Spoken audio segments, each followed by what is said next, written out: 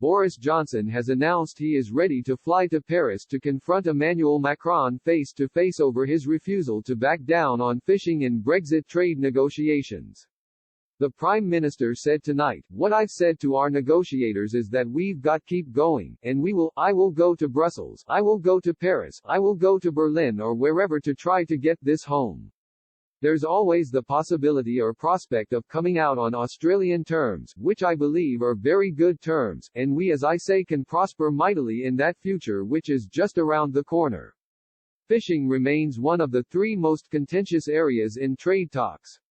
Mr. Macron is refusing to back down on his demands for French fishermen to have continued access to UK waters after the EU transition period ends on December 31.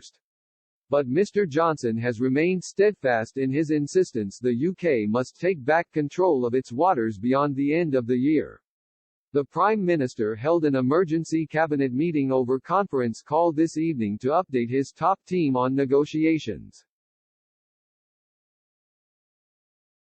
"They agreed very strongly with me that the deal on the table is really not at the moment right for the UK," he said after the meeting.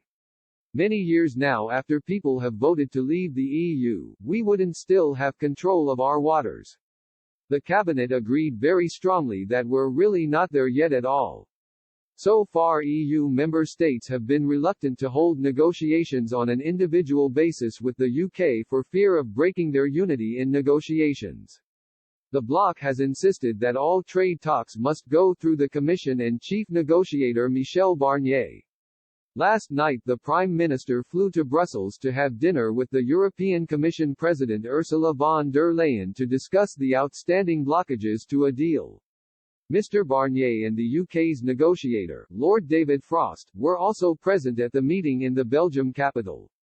Over the seafood meal, Mr. Johnson outlined to his European counterpart he would not back down on his red lines. Their discussion was described as frank by a number 10 source, while the EU said it was lively.